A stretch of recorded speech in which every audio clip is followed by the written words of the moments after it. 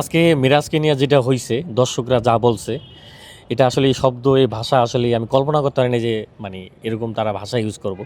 দিন শেষে মিরাজ বলেন, আমাদের বাংলাদেশি খেলোয়াড় যারা খেলতেছে সবাই বাংলাদেশ ভাই, সবাই বাংলাদেশ ভাই। এই দিন শেষে মেহেদী হাসান মিরাজ থেকে শুরু করে সবাই যখন লাল সবুজের মানে জার্সি পরে খেলবো, তখন তো সবাই আমরা বাংলাদেশ বলবো, তখন তাদেরকে সাধুবাদ জানাবো, তাদেরকে মানে অভিনন্দন জানাবো।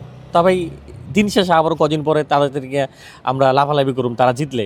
কিন্তু এখন যদি তাদের সাথে এরকম করা হয়, এটা আসলেই মানে একজন ফ্যান হিসাবে লজ্জা লাগে। মানে দেশের বাইরের মানুষ শুনলেও দেখলেও হাসে এগুলো, যে বাংলাদেশের ফ্যানরা আসলে ভক্তরা কীরকম, মানে নিজেদের খেলোয়াড়দেরকে এভাবে তারা ছোট করে। এটা মানে মানে খারাপ লাগে ভাই। আপনারা, এটা খুবই দুঃখজনক। ভারতে যাওয়া কতটা অনিরাপদ আসলেই এখন অবশ্যই, কারণ দেখেন যে মানে একা মোস্তাফিজকে যদি তারা প্রোডাকশন না দিতে পারে, তাহলে আমাদের পুরো টিমকে কীভাবে দেবে তারা প্রোডাকশন। তা কলকাতা বিষয়টা আসলেই যেটা হয়েছে, এটা যে এরকম দেখতেছি। কিন্তু সব কিছু মিলে আমার মনে হয় যে শ্রীলঙ্কাতে খেলা হলে বেটার, ভালো। এটা আসলে চিন্তা করেন যে ভাই, এই যে যারা বলে যে ক্রিকেট মানে খেলবো, খেলা দেখবো না, এটা বন্ধ করে দেওয়া হোক, কিন্তু দেখেন 21-20 হাজারের উপরে দর্শক হয়েছে, 20 হাজারের উপরে। তা তারাই তো দিন শেষে, তারাই তো আসলেই এরা যতই বললো যে খেলা দেখবো না, দিন শেষে তারা মাঠে আসবে, খেলা দেখবে। তো এটা আসলে না দেখে থাকতে পারবে না।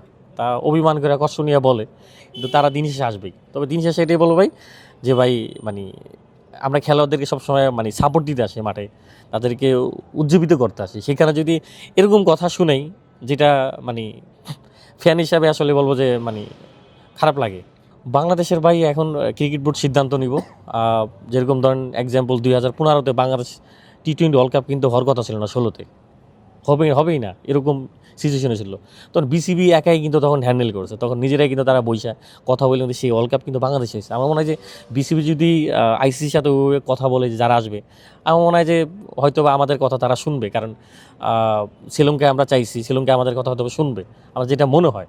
হয়তো বা আমার মনে হয় অনেক কিছু সম্ভব, বসলে কথা বললে অনেক কিছু সিদ্ধান্ত হবে। তবে যাই সিদ্ধান্ত যেটাই নোক ভাই, মানে ওই যে সাকিব ভাইয়ের কথা বলেছিল যে মানে যাই বলেন, ক্রিকেট এখন আর পরবর্তী সময়, এবং পরবর্তী সময় মানে ক্রিকেটের কথা আগে ভাববেন, এটা ভাববে তারপর সিদ্ধান্ত নেবেন, যেন ক্রিকেটে যেন দিন শেষে কোনো ক্ষতি না হয়।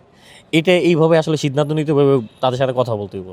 রিপন মণ্ডলের মানে মঈন আলীর সাথে সম্ভবত 2টা 6 খেলো, 6 খাওয়ার পর কিন্তু ম্যাচ কিন্তু বেড়ে গিয়েছিল। সেখানে কিন্তু মঈন আলীর মানে উইকেটটা নিয়ে ম্যাচ কিন্তু ঘুরে দিল।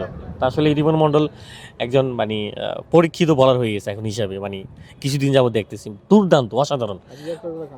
ইউকারগুলো আরও সুন্দর ভাই, মানে এত অল্প রানের পুঁজি দিয়া মানে যে ম্যাচ জিতে দিতে পারে, সে আর অসাধারণ। শান্তর ক্যাপ্টেন, একটা জিনিস দেখলাম যে শান্ত যখন আপনার উইকেট পাইতেছিল না, একটা মাইর খেলো, মানে রিপন মণ্ডল এটা 4 না 6 খেলো, খাওয়ার পরে শান্ত আসলো, রিপন মণ্ডলকে একটা বুদ্ধি দিল যে বলটা এদিকে দিয়া শান্ত বলতে আমি দেখলাম যে শান্ত ওখানে মানে যেখানে দাঁড়াইলো, ঠিক ওই সেম বলটাই দিল সম্ভবত, ক্যাচটা শান্ত ধরলো। মানে এই হচ্ছে শান্তর মানে ক্যাপ্টেন্সি। মানে ক্যাপ্টেন্সি খুবই ভালো লাগে, খুবই সুন্দর, মানে সব কিছু খুব ভালো বুঝে, মানে আর পেশারও চাপও নিতে পারে না। বাংলাদেশের ভারতকে হারলে তো ভাই আমাদের আসলেই টি-20 বিশ্বকাপে আমরা অনেকবার তীরে এসে তরুণী পাইছি ভারতের সাথে, ভারতের মাটিতে। তা আমার মনে হয় যে এটা বাংলাদেশের জন্য খুব ভালো হবে, যদি ওয়ার্ল্ড কাপের মতো এত বড় টুর্নামেন্টে যদি তাদেরকে হারাইতে পারি আমরা। আর মানে লক্ষ্য তো থাকবেই তাদের, একটা বড় কিছু, একটা মানে সেমিফাইনাল বলেন, ফাইনাল বলেন, সবারই স্বপ্ন থাকে। তো তাদের চেষ্টা থাকবে হয়তো বা ওখানে যাওয়ার, ওটা অর্জন করার।